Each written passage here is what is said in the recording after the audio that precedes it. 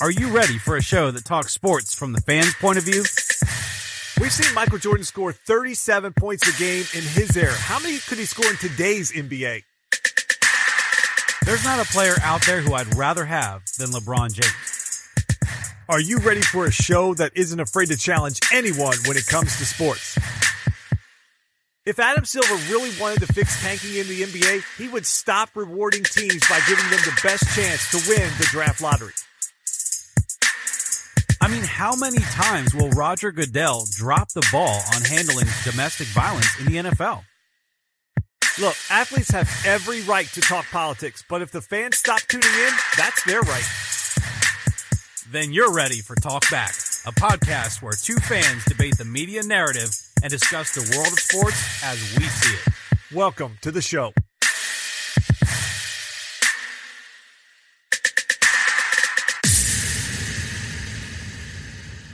Welcome to another edition of Talk Back. I am one of your hosts, Eric Nesbit, and I am in the studio tonight, but not with me is the man with the notes, our host, Justin Gay. He is on location in the hospital with his wife and new baby boy. So Justin is phoning in tonight using ringer.com. Justin, welcome to our show. This is your show too, but welcome to the show. Let our listeners know, what's your week been like? Well, my week's been a bit hectic. The doctors decided they were going to induce my wife on Monday because we were 5 days past our due date. So we've been at the hospital since Monday morning early, and we had our baby boy at 5:06 on Monday. So now here late Tuesday evening, he's been under the blue light for the phototherapy, trying to get his bilirubin levels down so that we can hopefully go home on Wednesday. So I snuck off to a little waiting room. Got the door shut and just kind of, just quiet in here. Not much going on in the room. Can't hold my baby. So that's kind of depressing. He's not very happy that he can't be cuddled. But other than that, hopefully we get to go home on Wednesday and Thursday when the pod drops. Hopefully I'll be relaxing at home. Awesome. Well, I enjoyed getting the text and the pictures from you on Monday. And I was joking with you that I thought that, he probably just wanted to wear those cool sunglasses and get a nice tan before heading home and playing with his sister and his parents. So congratulations. I'm super happy for you. And I'm glad that you get to add a baby boy to the mix. We know Jay is, your daughter is very athletic. She enjoys golf and other things that you've got her into. I'm sure she wears Jordan shoes already, but your son is, how's his shoe collection doing? Is it growing already? It is. He's got some Air Jordan crib shoes waiting at home. If I don't know if I sent you one of his last pictures, but he's got we got him the little hat and booty crib set. So he's actually been rocking that under the phototherapy. He can have a hat and socks on. So he's got his Jumpman collection on as well. So I stay on brand, not just for the show. I'm Air Jordan. I live it.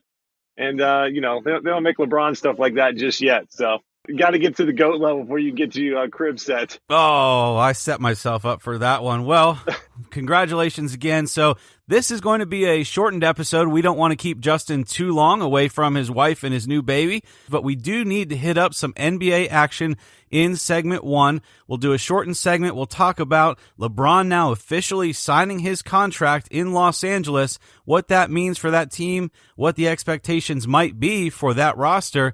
And then, big news out of the NBA this week. Justin called it. Carmelo Anthony, is he on the move? We'll talk a little bit about that. Then in segment two, a little bit of NASCAR action. We had Daytona racing.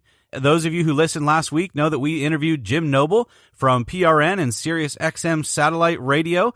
He talked about Daytona and the excitement that we might see at that race. We sure did, not only in the Xfinity Series, but also in the main series. A total mess. We need to talk about what that was all about, who went on to win, and our reaction to what we saw with the wrecked race cars coming out of Daytona, Florida on Saturday night.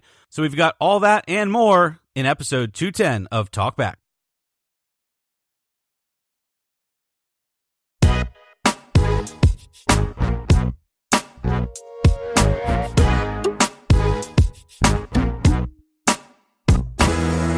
We're back, and it's time to jump into segment one. here on Talkback. Eric talked about it in the opener of the show. It's official. LeBron James signed his 4-year, $154 million deal to become a Los Angeles Laker. We know the roster that's now in place really since last week, talking about this on the podcast. No real changes to the roster have been made. We hit on all those changes last week. We had the addition of Rajon Rondo, Lance Stevenson, JaVale McGee, and also re-signing of Kentavious Caldwell-Pope to this Laker team. Looks like maybe they're still trying to get something going on with Kawhi Leonard, but the Spurs want a truckload of the Lakers' assets, which if they give all those up, really getting Kawhi Leonard doesn't do much for this team. So, Eric, as this roster is currently constructed right now at this moment here as we record on July the 10th, Eric, what do you expect from this Lakers team this coming season? Do you feel that they're going to be over or under 50 wins? Wow, 50 wins? I don't know. You have the LeBron James factor, and that itself is going to be worth a lot of wins. They're going to play enough teams that are bad in the NBA. Now, they'll have a heavier Western Conference schedule for LeBron James than he's had in his 15 years prior coming out of the East. But he's going to play enough games against bad teams that you figure 20 to 25 wins right there. The problem is this Lakers team was 12 games under 500 last year. And as you mentioned, they haven't changed a whole lot. Now, other than LeBron James, you've got JaVale McGee, Rajon Rondo, Lance Stevenson. But on their depth chart, as we sit here right now prior to the season, Lance Stevenson and Rajon Rondo aren't listed as starters. So those guys will contribute, but they're going to be coming off the bench, at least initially. And so when you look at that, you say, okay, they're not worth 5 to 6 to 7 extra wins independently themselves. The roster doesn't look that bad on paper. You've got Josh Hart backing up Kentavious Caldwell-Pope at the shooting guard position. JaVale McGee looks like he'll start at center. But then Lance Stevenson backing up Brandon Ingram. You've got Luol Deng there, who is, as I like to say, a dinosaur, been in the league a long time. I don't think that's really impactful at the small forward position. And then Rondo and Ball could be a nice combination at the point guard position. What I like about the Lakers roster, though, is that LeBron James might be able to play power forward most of the time. Kyle Kuzma will back him up. That's not a bad combination, but I like the fact that LeBron doesn't have to be the point guard bringing it up. Lonzo Ball and Rajon Rondo should be good enough to facilitate passing, facilitate the offense. I don't know. I think they're going to be a different offense than what we saw in Cleveland. I don't think it's going to be the LeBron James show, bringing it up, running the offense, scoring 50 points. You're not going to see that all the time. But look, they're in a Western Conference and in a division where they're always looking up at the Warriors. And as they are right now, I don't think, Justin, that they can still compete at that level for an NBA championship with what we see here. I agree. I think they're going to be under 50 wins. And really it boils down to a couple things. One is the fact that in Cleveland last year, LeBron played all 82 games and they had 50 wins in a Eastern Conference that is nothing close to the talent that's in the Western Conference he's going to be playing. I don't see LeBron playing another 82 games this year. I think he'll be back more like he normally is in that 72 to 76 range, where he's going to miss 6 to 10 games, somewhere in that range, where they're going to take their time with him. They're not going to go out and overexert him, especially if they don't think that they're a chance they're going to make the NBA Finals. That's one piece of it. The other piece of it is, Eric, when you looked at the Western Conference last year, there were 7 teams that had between 46 and 49 wins. So that seems to be where they're going to kind of fall into that mix, where I think they'll make the playoffs, and I think they could be as high as the 4th seed, maybe the 3rd seed, because remember, Portland had the 3rd seed last year at 49 wins, and I think that's about the range they'll be. I think they'll be between 47 and 49 wins. And again, that's based on this roster as of today. If they go out and make some additions and start adding other pieces, yeah, that could get them 2, 3, 4 more wins, push them over that 50 plateau. But there's just things about this team I really don't like. Kentavious Caldwell-Pope, I think he's a guy that fits in because he shoots the ball very well, plays good defense, kind of a poor man's Klay Thompson. But when you look at the point guard, neither one of them shoot the ball very well. Lonzo's not a great shooter. Rondo's not a great shooter. And we know LeBron likes the court spaced. He sort of plays what they do, where those guys are very good sort of facilitating for everybody else. But we know that LeBron likes shooters. Even a guy like Mario Chalmers, when he was in Miami, was very effective I think back up to like Norris Cole. Those guys could shoot the three. They kept defenses honest and kept the lane free for LeBron. So again, remember the Lakers also lost Julius Randle. Brooke Lopez just signed with the Bucks. So they've lost some key pieces off theirs. Yes, they added the best player in the game today. But thinking that LeBron is worth potentially more than 15 wins on this team, and with the additions that they made, I just can't see that right now. So I'm thinking, Eric, that they're going to be in that 47 to 49 range. And I think they'll be in the mix, though, for one of those mid-playoff seeds. I think potentially as high as the third seed if the West stays how it was last year. As we mentioned before, I don't think they're done by any stretch building this roster. No. So, Justin, not at all. As you alluded to, they should make the playoffs. I'm actually looking at the standings right now in the studio from last season. I think the West could be kind of interesting this year because in the 6th seed, we had the Pelicans, but in their 48 wins, a lot of help was represented by Boogie Cousins and Rajon Rondo. So one of my thoughts is, will the Pelicans still be good for 48 wins in the Western Conference without some of the pieces that they had to get them 48 wins last year? Certainly Anthony Davis is a huge transcendental player for them, but he can't do it all by himself, much like we saw with LeBron last year in Cleveland. You can't just have one guy who does everything.